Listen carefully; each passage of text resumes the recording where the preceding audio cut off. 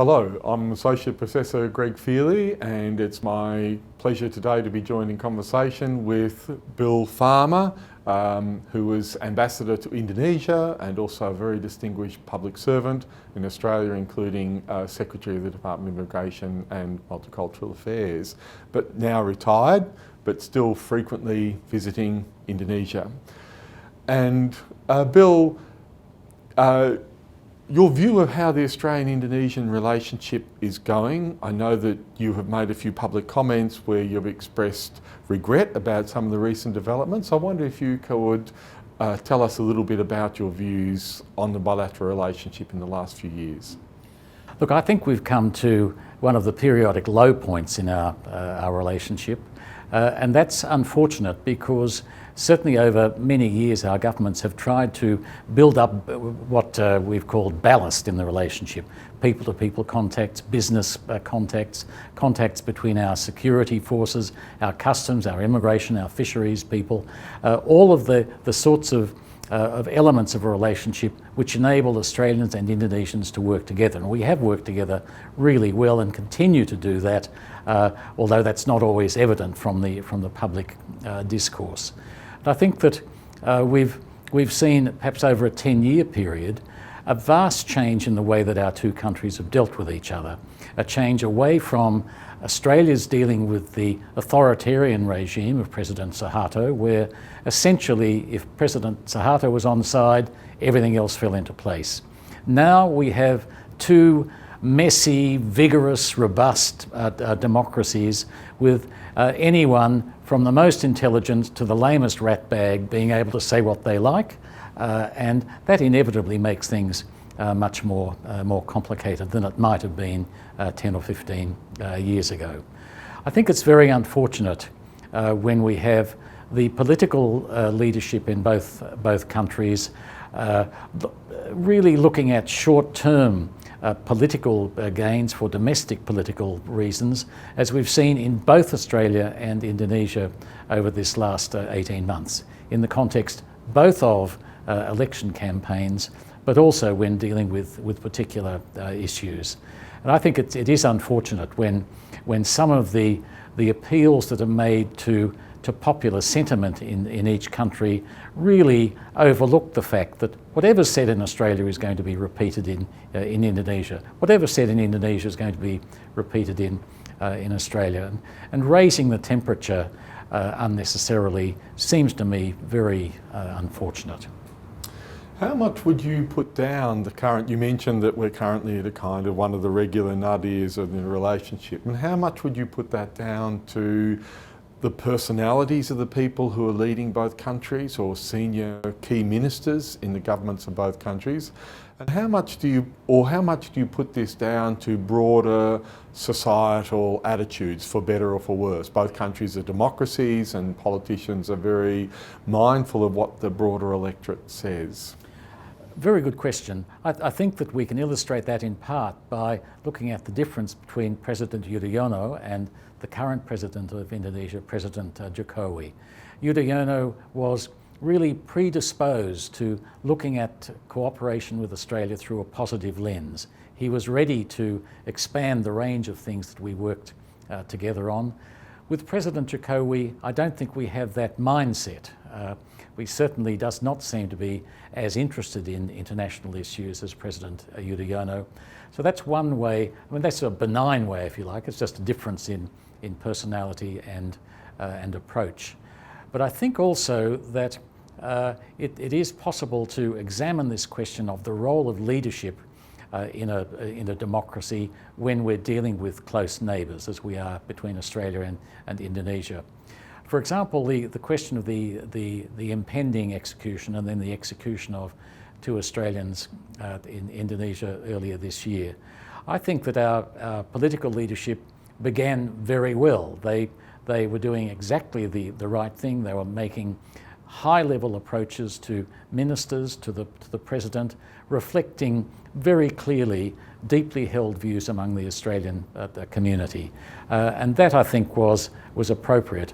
I think we went off the tracks, though, when our government seem to be scrambling around for additional things to say, additional arguments to put in an environment where it seemed pretty clear to me anyway that we'd had our say, we were not going to sway Indonesia, and that making some, I think, somewhat inflammatory statements was going to be quite counterproductive. So there's a balance that political leaders always have to look for in leading a democracy, but also in managing our diplomatic and foreign relations in ways that are conducive to Australian interests.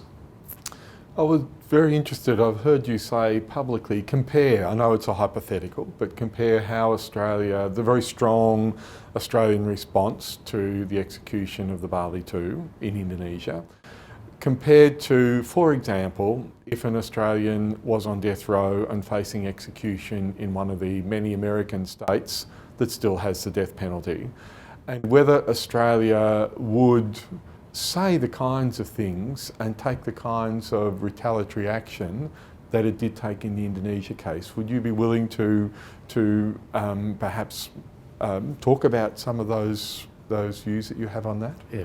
Well, it is obviously a hypothetical case, but it bears on a broader issue. Do we think about our relationship with the United States or with New Zealand in terms of a whole set of issues and problems? No, we don't. How do we think about our relationship with Indonesia? Too often, I think, we immediately do, and I'm guilty of this as anyone, we immediately go into the listing of the issues and problems. And there's a mindset there that I think is not helpful, and one that we should change for the future. But you know, if notwithstanding Australian representations in the hypothetical case of an execution of an Australian by an American state, if our representations had failed, would we impose a freeze on ministerial contacts with the United States? Would we withdraw our ambassador from the United States? It's a question I'd just invite everyone to think about. Yeah. Just coming back to this issue of public attitudes, and in particular to the boat people issue in Australia and how Australia has handled that. In Indonesia, there are very few people who are sympathetic to the arguments that Australia puts. But within Australia, I'm fairly certain that the view of the Abbott government is that this is one of their strong political pluses, that they have stopped the boats. And indeed, the Prime Minister says this repeatedly. So this seems to be a case where the electorate, or at least those parts of the electorate that are responsible for putting a government in, are strongly the view that we need to stop the boats. And so the government pursues that vigorously, even though Indonesians are often very irritated by the way in which we do this.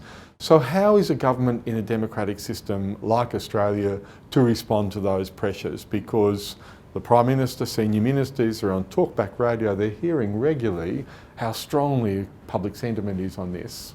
And so what do we expect from our diplomats, from our leaders in this circumstance? Yeah.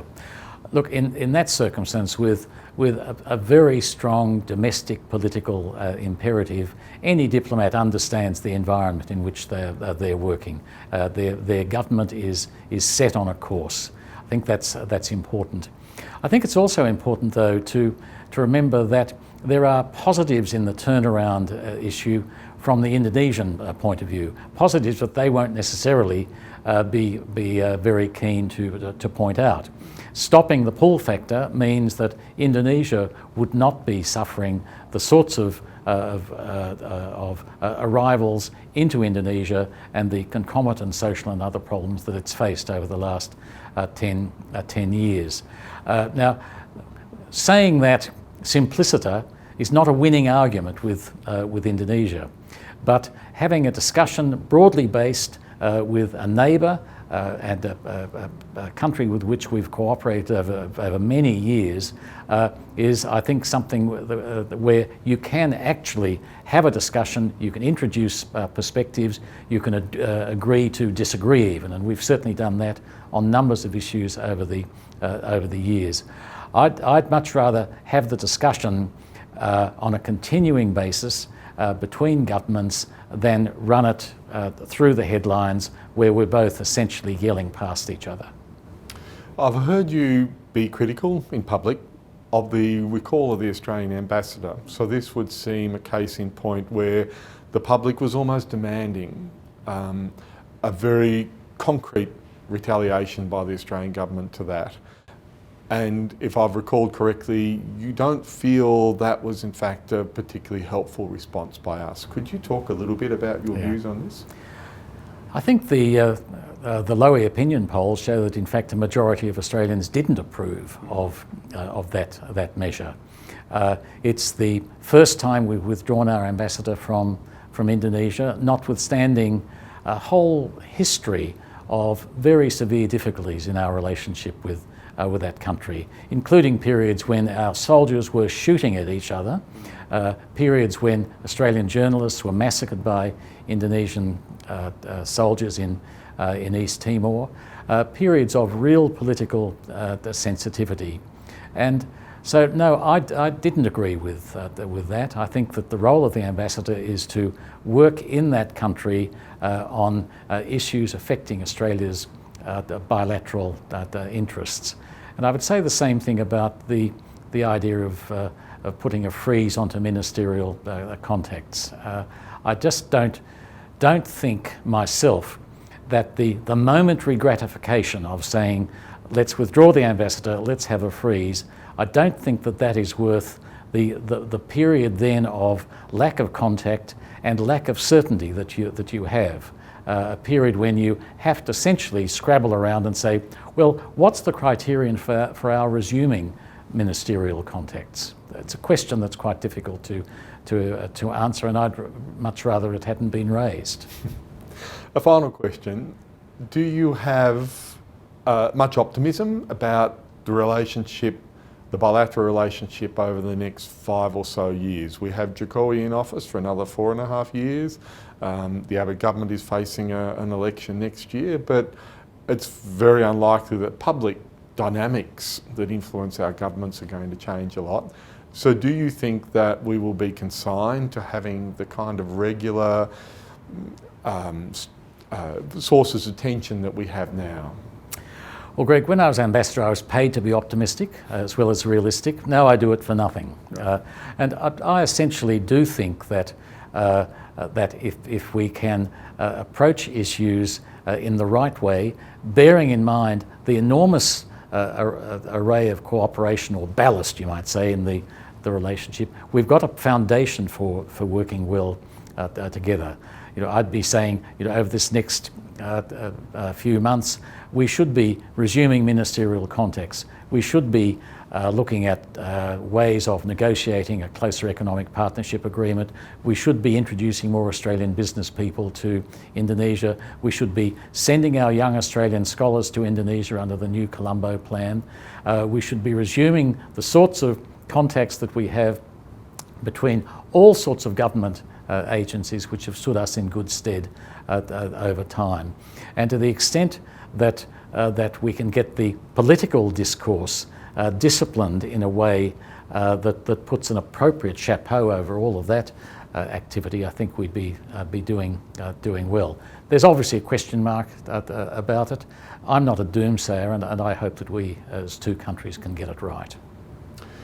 Thank you very much, Bill Farmer, for giving up your time for us to talk about some of the relations in the bilateral, some of the issues in the bilateral relationship, and we look forward to perhaps getting your comments again in one of these ANU forums. Thank you. Thanks so much, Greg.